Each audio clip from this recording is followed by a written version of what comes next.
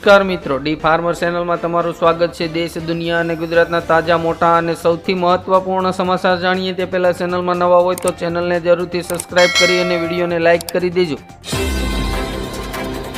ધરતીપુત્રો માટે સરકારની જબરદસ્ત સ્કીમ, પ્રધાનમંત્રી કિસાન માનધન યોજનામાં ખેડૂતોને મળશે 3000 રૂપિયાનું માસિક પેન્શન। અમિત શાહે કહ્યું, ભાજપ શાસિત તમામ રાજ્યોમાં યુસીસી લાગુ કરીશું।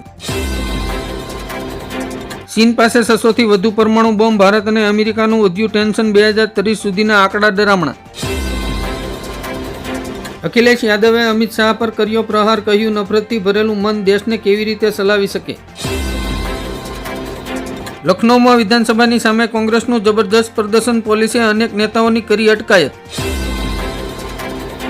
ઉના માર્કેટિંગ યાર્ડમાં ટેકાના ભાવે ખરીદી શરૂ થતાં મગફળી, સોયાબીનની ગુણોના થપ્પા લાગ્યા। ભારત અને ચીનની સરહદ વિવાદના ઉકેલ માટે 6 મુદ્દાઓ પર થઈ સમજૂતી। આંબેડકર મુદ્દે કોંગ્રેસ આજે અમિત શાહ સામે કરશે દેશવ્યાપી વિરોધ પ્રદર્શન। બાબા સાહેબ આંબેડકર પર આપેલા નિવેદન પર બોલ્યા અમિત શાહ, કોંગ્રેસે તથ્યોને તોડી મરોડીને રજૂ કર્યા। સૌરાષ્ટ્રના વિવિધ યાર્ડોમાં ડુંગળીની મબલક આવક થતાં ડુંગળીના ભાવમાં કડાકો, એક જ સપ્તાહમાં 300 થી 400 રૂપિયાનો ઘટાડો। હિન્દુ શ્રદ્ધાળુઓ માટે આનંદના સમાચાર, ફરી ચીનના માર્ગે કૈલાસ માનસરોવર યાત્રા થઈ શકશે। ગુજરાતમાં 17 સ્થળોએ શ્રમિક બસેરા યોજના હેઠળ આવાસ બનાવવામાં આવશે। રાહુલ ગાંધીએ કહ્યું, આંબેડકરનું અપમાન દેશ સહન નહીં કરે, ગૃહમંત્રીએ માફી માંગવી જોઈએ। દિલ્હીમાં ભાજપે ચૂંટણી સમિતિની જાહેરાત કરી, વિરેન્દ્ર સહેવાગ, બાંસુરી, સ્વરાજ સહિત 21 નામ સામેલ। ઝેલેન્સ્કી બ્રુસેલ્સમાં નાટોના સેક્રેટરી જનરલ રૂટેને મળ્યા, હવાઈ સંરક્ષણ પ્રણાલીને મજબૂત કરવા માટે મદદ માંગી। તાઇવાન પર હુમલાની તૈયારીમાં ચીન, જિનપિંગે 2027 સુધીમાં સેનાને તૈયાર રહેવાનો આદેશ આપ્યો। હર્ષ સંઘવીએ કહ્યું, વેપારીઓ માટે ઉઘરાણી કરશે પોલીસ, ફસાયેલા નાણાં માટે સરકારે એસઆઈટીની રચના કરી। ભારતનું ફાર્મા ક્ષેત્ર વિશ્વનો ત્રીજો સૌથી મોટો ઉદ્યોગ છે, જેનું બજાર મૂલ્ય 2023-24માં $50 બિલિયન સુધી પહોંચશે। મધ્યપ્રદેશમાં રહેતા ખેડૂતો માટે સરકારની મોટી ગિફ્ટ, સિંચાઈ માટે માત્ર 5 રૂપિયામાં મળશે પંપ કનેક્શન। ટ્રાફિક નિયમોનો ભંગ કરનારાઓને સીધા જેલ હવાલે કરવા ગૃહમંત્રી હર્ષ સંઘવીનો આદેશ। ભારતમાં 2025માં કેન્સરના દર્દીઓની સંખ્યામાં 15 લાખને વટાવે તેવી આશંકા, તેનું સૌથી મોટું કારણ તમાકુ। આઈસીસી ચેમ્પિયન ટ્રોફીને લઈને ફરી વિવાદ છેડાયો, પીસીબીએ બીસીસીઆઈની ઓફર ફગાવી। માયાવતીએ કહ્યું, અમિત શાહે પોતાનું નિવેદન પાછું ખેંચવું જોઈએ, નહીં તો ભાજપની હાલત કોંગ્રેસ જેવી થશે। જમ્મુ કાશ્મીરમાં રહસ્યમય બીમારીનો આતંક, અત્યાર સુધીમાં 8 લોકોએ જીવ ગુમાવ્યો। ભારતમાં સોના ચાંદીના ભાવમાં ધરખમ ઘટાડો, યુએસ ફેડના નિર્ણયની અસર। વડાપ્રધાન નરેન્દ્ર મોદીએ કહ્યું, કોંગ્રેસ ખેડૂતો માટે કંઈ કરતી નથી અને બીજાને કરવા દેતી નથી। 1 જાન્યુઆરી 2025 થી બદલાઈ જશે બેંકોનું ટાઈમિંગ, ગુજરાતમાં પણ લાગુ। ગ્રામીણ વિસ્તારોમાં રોજગારી માટે સરકારની મોટી પહેલ, માઇક્રો ફૂડ પ્રોસેસિંગ એકમોની સ્થાપના માટે 10 લાખ રૂપિયા સુધીની નાણાકીય સહાય આપવામાં આવશે। કેજરીવાલે કહ્યું, દિલ્હીમાં સરકાર બનશે તો વૃદ્ધો માટે સંજીવની યોજના લાવીશું, જેમાં 60 વર્ષથી ઉપરના તમામ નાગરિકોને મફત સારવાર મળશે। મેડિકલ સાયન્સની દુનિયામાં રશિયાએ કર્યો ચમત્કાર, પુતિને કહ્યું, કેન્સરની રસી ફ્રીમાં આપીશું। દીકરીઓને લગ્ન પ્રસંગે કુંવરબાઈ મામેરુ યોજના હેઠળ સરકાર આપશે 12,000 રૂપિયા। અમિત શાહના નિવેદન પર વિપક્ષે મચાવ્યો હોબાળો, સંસદની કાર્યવાહી ઠપ। અયોધ્યા દર્શનનો લાભ લેવા માંગતા લોકોને ગુજરાત સરકાર તરફથી 5,000 રૂપિયાની સહાય આપવામાં આવશે।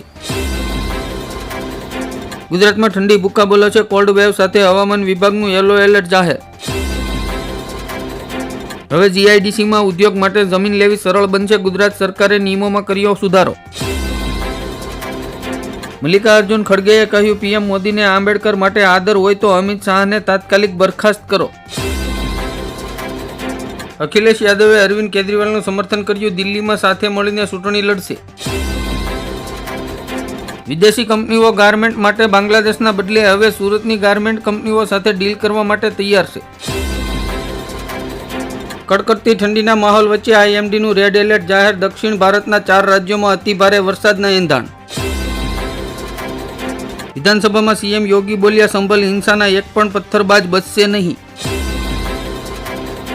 નરેન્દ્ર મોદીએ લોકસભામાં બંધારણ પર ચર્ચાનો જવાબ આપતા ગૃહમાં 11 સંકલ્પો રજૂ કર્યા.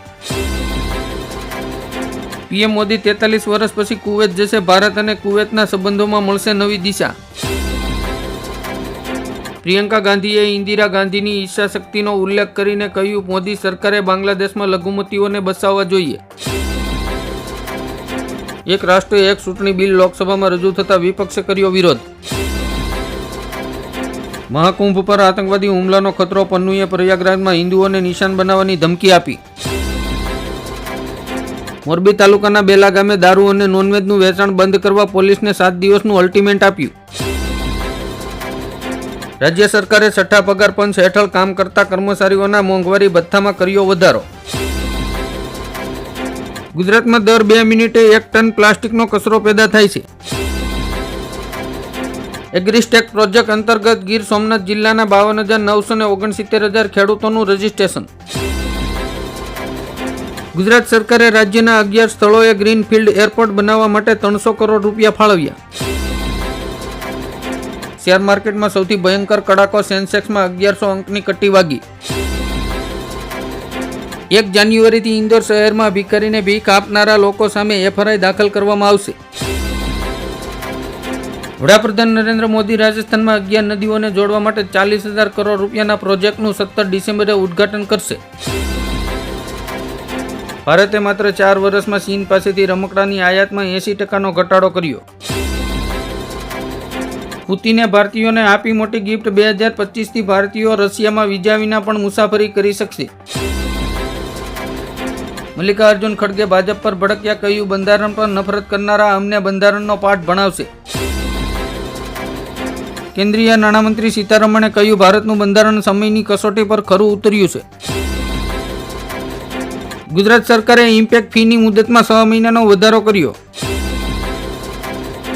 જયરામ રમેશે કહ્યું, વડાપ્રધાન નરેન્દ્ર મોદી લોકોનું ધ્યાન વાળવા વારંવાર નહેરુને બદનામ કરે છે.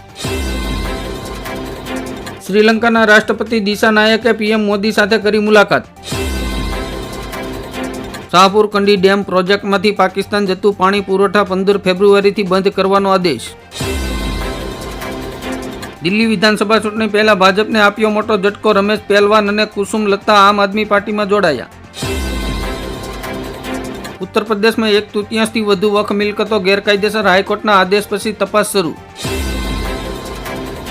શંકરાચાર્ય અવિમુક્તેશ્વરાનંદે કહ્યું, મોદી સરકારમાં બાંગ્લાદેશને જવાબ આપવાની તેવડ નથી.